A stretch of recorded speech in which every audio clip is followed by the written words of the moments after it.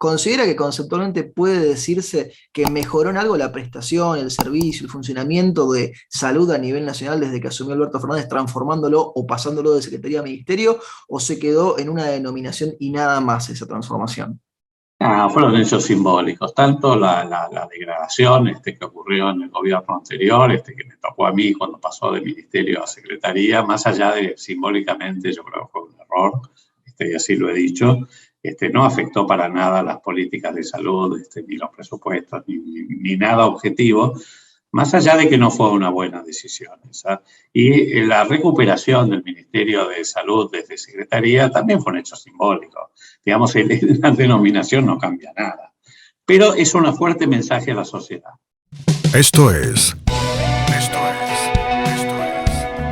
La Inquietud con Garrett Edwards. El lugar donde hay más preguntas que certezas.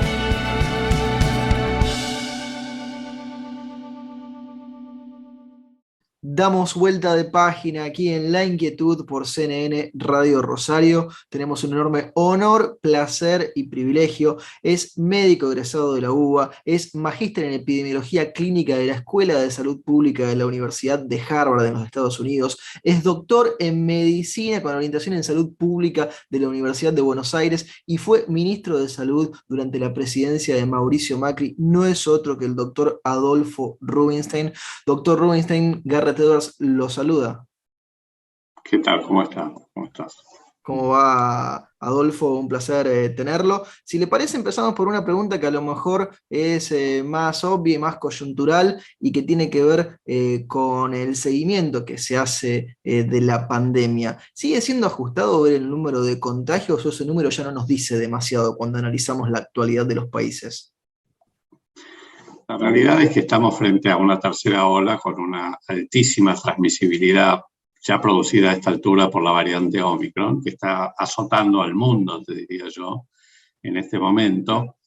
Y dado, digamos, los casos que están reportándose con el nivel de positividad que estamos encontrando en los testeos, o sea que estamos arriba del 60% de positividad promedio, claramente no estamos identificando todos los casos. Y yo diría que en el mejor de los escenarios estamos identificando un caso cada 4 casos que están circulando, cada 4 personas que están infectadas. Con lo cual, cuando hablamos de 100.000 o 120 o 140.000 casos, yo lo multiplicaría por 4, por lo menos, siendo con un análisis y un cálculo bastante conservador, lo cual te da una idea de la magnitud de lo que significa esta tercera ola. Doctor Rubinstein, se conoció hace poco con información de Bloomberg que Israel estaba considerando que la cuarta dosis de Pfizer podría ser no suficiente con respecto a la variante Omicron. ¿El resto de los países también entra en esta discusión ya de cuartas dosis o incluso de más dosis? La verdad es que, digamos, yo te diría que claramente, digamos, aquellos que tienen el refuerzo de la tercera dosis o los esquemas iniciales están mejor protegidos contra la variante Omicron, sobre todo no tanto para el contagio, aunque sí están más protegidos también para el contagio, sino sobre todo para las complicaciones graves. Y definitivamente ya se está analizando el segundo refuerzo, la cuarta dosis, que de hecho ya en países como Israel, Uruguay también lo están implementando. Así que definitivamente es algo que probablemente ocurra también aquí, una cuarta dosis. Ahora, si esto va a seguir o no va a seguir, la verdad es que es muy difícil anticiparlo en este momento. No sabemos cómo se va a comportar biológicamente el virus una vez que una gran parte de la población esté vacunada. Pero acá el tema es que no solamente se requiere que esté vacunado en la Argentina, digamos. La verdad que la Argentina en este momento tiene ya arriba del 75% de su población con esquemas completos y más de un 20% con dosis de refuerzo, lo cual, si bien lo de la dosis de refuerzo todavía marcha medio lento, la vacunación está bastante bien si uno la compara con otros países del mundo.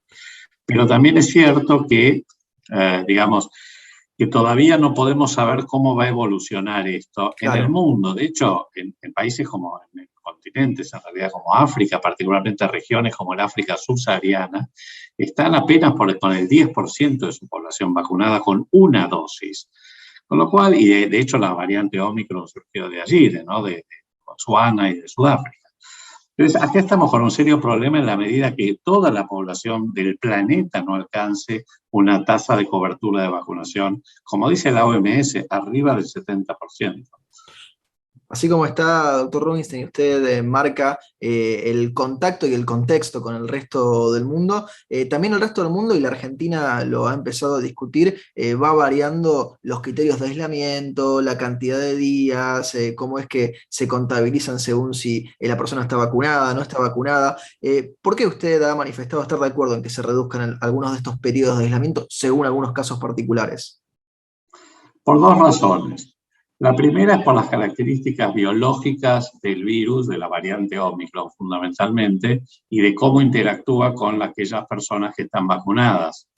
Y en este sentido lo que se está viendo es que la variante Omicron tiene una particular afinidad, si bien digamos, es mucho más transmisible, tiene una mayor afinidad por las células de las vías respiratorias superiores y bastante menos por las células de las vías respiratorias inferiores, los pulmones, que son, digamos, las complicaciones pulmonares fueron las más temidas y las que más, lamentablemente, más internaciones y más muertes produjeron con las variantes previas. En este sentido, Omicron en los vacunados es, digamos, diría, bastante más leve en cuanto a su impacto clínico respecto a las variantes previas. Esa es la primera.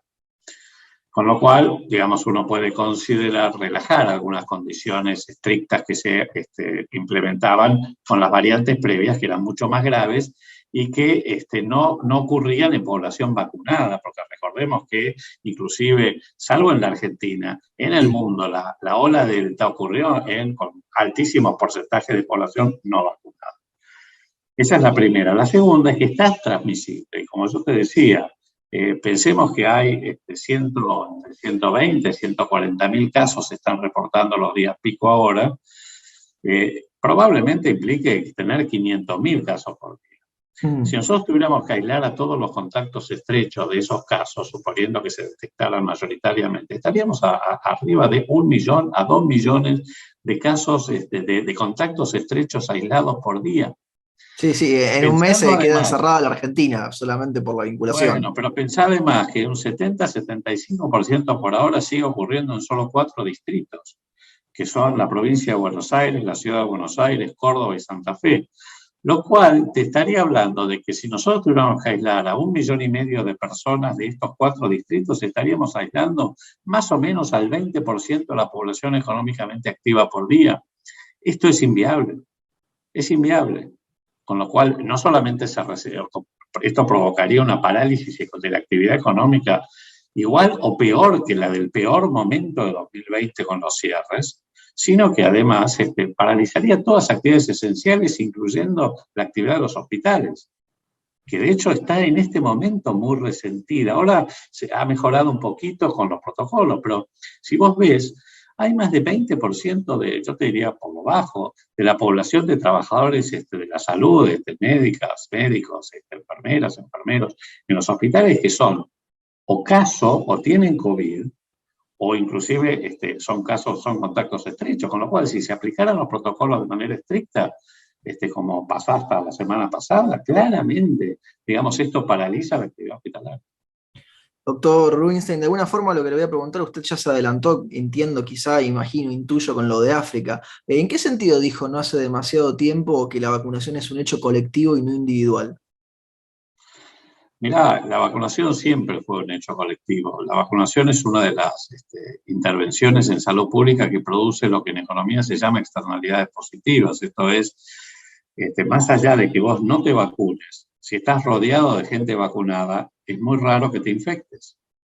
Y esta es la razón por la cual uno trata de alcanzar altas tasas de cobertura. Porque no solamente beneficia a toda la sociedad, por eso es colectivo.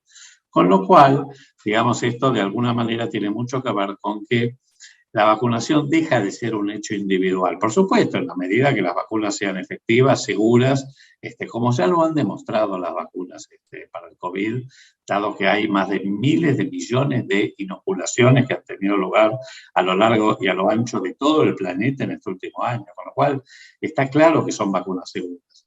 Entonces, el hecho de que se alcancen altas tasas de vacunación es muy importante, porque protege a toda la población. Por el otro lado, también lo que se está viendo es que los casos que se complican son de no vacunados o aquellos que tienen esquemas parciales. Esto ya está también comprobado.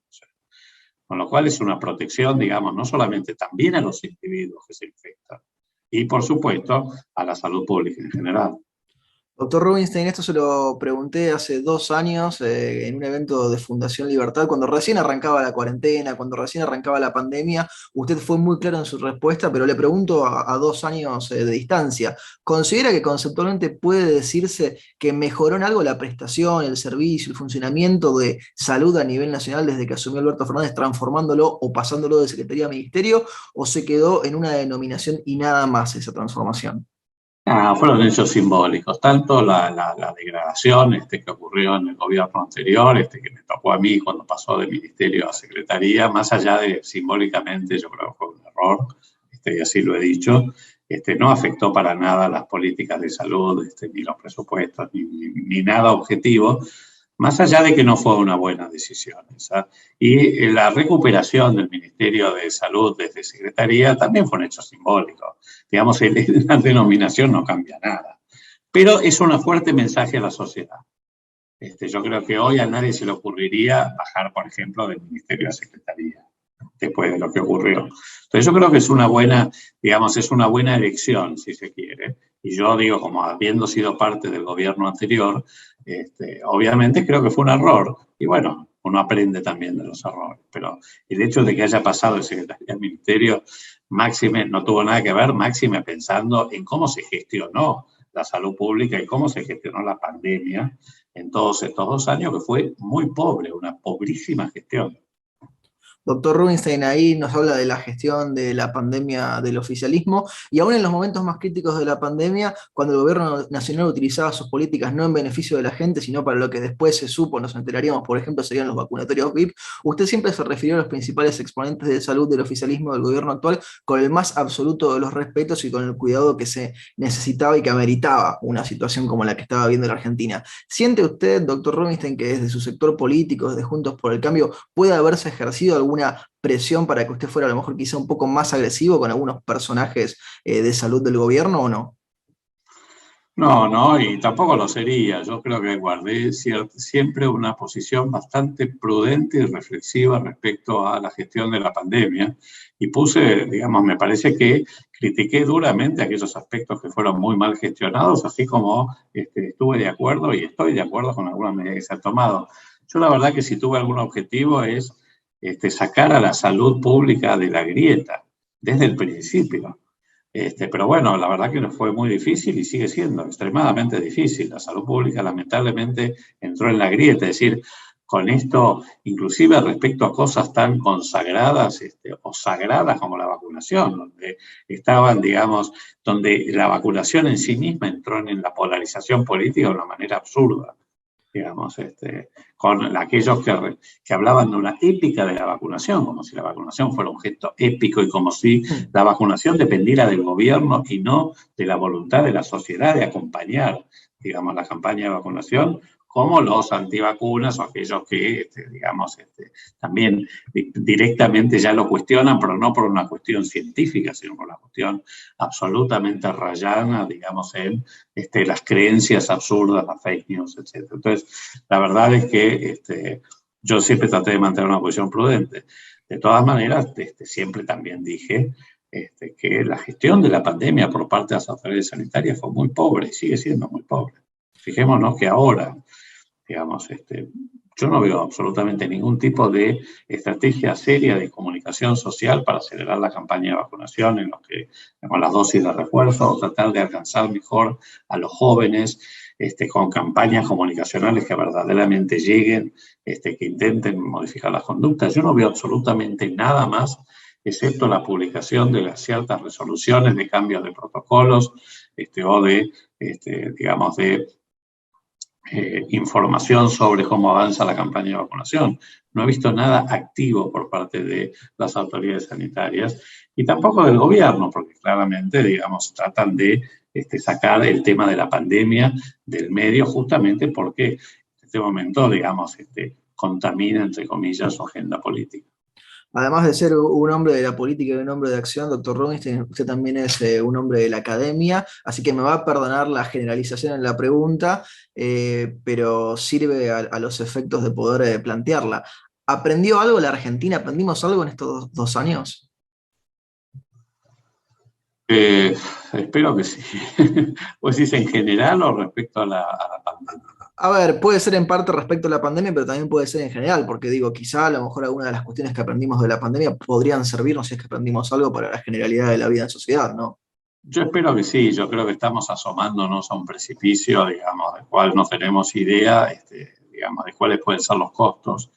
Este, y la verdad es que yo espero que los líderes políticos, de tanto de uno y otro lado de la grieta, entiendan que no se puede seguir jugando con esto, no se puede seguir jugando a las escondidas, estas cosas que pasó ayer, de que iba a haber una reunión de Guzmán con los líderes de la oposición y finalmente no se sabía dónde iba a tener lugar y que no se hizo, estas cosas absurdas. En este momento es jugar realmente jugar con fuego.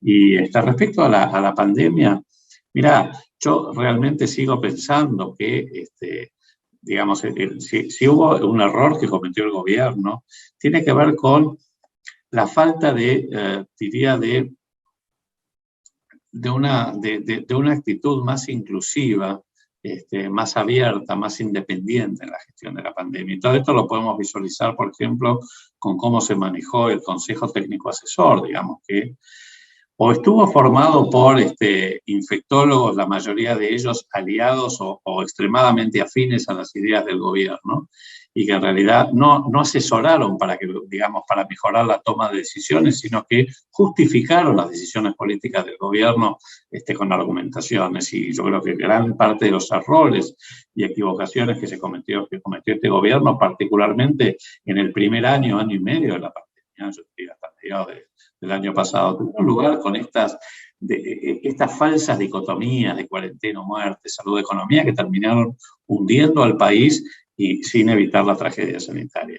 Si se hubiera apelado a un consejo asesor independiente, amplio, con una perspectiva multidimensional, formado no solamente por infectólogos o sanitaristas, sino también por economistas, cientistas sociales, comunicadores, científicos, la cosa tal vez hubiera sido distinta. Pero yo creo que ojalá hayamos aprendido. Por ahora, la verdad, si vos me preguntás si estoy viendo eso, no lo estoy viendo. Sigue habiendo una fuerte polarización política, el gobierno sigue, digamos, con esta actitud que yo diría que es, confrontativa, que hace que, por supuesto, la oposición reaccione de la misma manera. Le hago las últimas dos preguntas, doctor Rubinstein, y no le robamos más tiempo en esta jornada. Ya lo paso para otro tema, un tema que para muchos y que en alguna circunstancia pudo haber sido polémico, quizá cada vez más vaya dejando de serlo. Usted se ha manifestado a favor de la legalización de la marihuana en alguna oportunidad, ¿verdad? Sí, sí. Para uso recreativo, sí. Sí, y piensa que es una discusión que va a volver en la Argentina cuando vayamos dejando de lado los temas urgentes que nos ocupan. Es probable, yo diría que es probable. Es una agenda que está muy prendida en la gente joven. Digamos, la legalización de la marihuana, digamos, una agenda de cambio climático, cuestiones que habitualmente nuestra generación no la ve, digamos, no la considera, digamos, como prioritaria, pero que sí son temas muy prioritarios para digamos, la generación joven, y yo creo que hay que atenderlo eso. De hecho, respecto concretamente a la legalización de la marihuana, bueno, allá yo diría que hay, más allá de que hoy digamos, la marihuana para uso medicinal o para uso comercial o industrial, digamos, ya es legal y está creciendo muchísimo en todo el mundo y también en nuestro país. Para uso recreativo, la mayoría de los países ya tarde o temprano están digamos, aprobando. Así que yo diría que, y también sabemos que el esquema prohibicionista no sirve. Por supuesto que no es simplemente una autorización o una legalización sin ningún tipo de marco regulatorio. Tiene que haber un marco regulatorio, justamente, porque lo que se trata o sea, justamente lo que hay que evitar es, digamos, El mercado negro y todo lo que se genera con la prohibición. Exactamente, y el narcotráfico y el narcotráfico asociado al crimen organizado. Es decir, hay muchas cuestiones que surgen del prohibicionismo en general, que esto ocurrió desde la ley seca en Estados Unidos, no sé, en la década del 20 y del 30, en adelante. Digamos, el prohibicionismo en principio no parece haber sido una estrategia efectiva. Por supuesto que es un debate tiene muchas aristas, no es tan sencillo, no es lo mismo la marihuana que otras drogas duras, etc. Hay que tener un fuerte, pensemos en lo que está pasando, y ya no es con la marihuana o con las drogas que uno habitualmente maneja, sino pensemos en lo que es en este momento la epidemia de opioides en Estados Unidos, por ejemplo, que ha aumentado la mortalidad en Estados Unidos. Bajó la expectativa de vida. Terrible. Provocada por la epidemia de opioides en Estados Unidos, sobre todo en la gente joven. Entonces, hay que tener mucho cuidado, hay que tener marcos regulatorios muy, muy estrictos, y hay que diferenciar la paja del trigo. Una cosa es la marihuana, otra cosa son los fármacos. Doctor Rubinstein, le hacemos la última pregunta, se la hacemos absolutamente a todos nuestros entrevistados en este ciclo, porque el programa se llama La Inquietud y es un juego de palabras. ¿Qué inquieta a Adolfo Rubinstein? No, a mí me inquieta esto que te comentaba recién, esto de que estamos asomándonos al precipicio y no pareciera que se diera cuenta, y la verdad que no solamente hablo del gobierno. Yo creo que como el gobierno es quien gobierna, es quien tiene que tener la delantera, la iniciativa.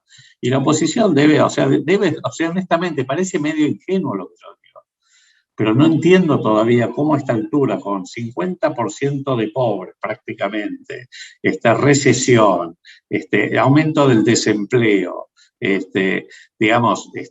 lo que implica hoy la inflación, todas las variables macroeconómicas descontroladas, el déficit fiscal, la deuda con el fondo, no paramos la pelota. No paramos la pelota. Decimos, bueno, ok, basta, paremos acá, bueno, vamos a caer. Es prácticamente una conducta suicida como país, estamos viendo. Entonces, paremos acá, cortémosla. Entonces, por eso digo, me parece que todos tenemos que madurar. El gobierno tiene mayor responsabilidad porque es quien está gobernando. Y debiera mostrar una actitud muchísimo más, de nuevo, como dije antes, inclusiva y no confrontativa en esta situación. Y la oposición tiene que acompañar. Hay temas que tienen que acordarse. Digamos, realmente que tienen las reformas que son necesarias en el Estado, el acuerdo con el fondo, digamos, cómo tratar de parar la pelota. La reforma laboral, la reforma educativa, la reforma tributaria, la reforma sanitaria, muchas cuestiones que son profundas y no son de corto plazo, tienen que hacerse vía grandes acuerdos. Ahora tenemos una ventaja, que tenemos un Congreso que yo diría bastante equilibrado en cuanto a las fuerzas. Por ahí es el momento para empezar a pensar en un proyecto de más largo plazo. Ojalá, mi mayor inquietud es esa. Realmente yo estoy muy preocupado con esta situación. Doctor Rubinstein, le agradecemos muchísimo el tiempo que se ha tomado para charlar con nosotros y con nuestra audiencia y le mandamos un abrazo. Bueno, muchísimas gracias, Garrett, y a disposición para lo que necesite. Lo teníamos al doctor Adolfo Rubinstein aquí en La Inquietud por CNN Radio Rosario. Esto fue La Inquietud con Garrett Edwards. Síguenos en redes sociales y en www.edwards.com.ar.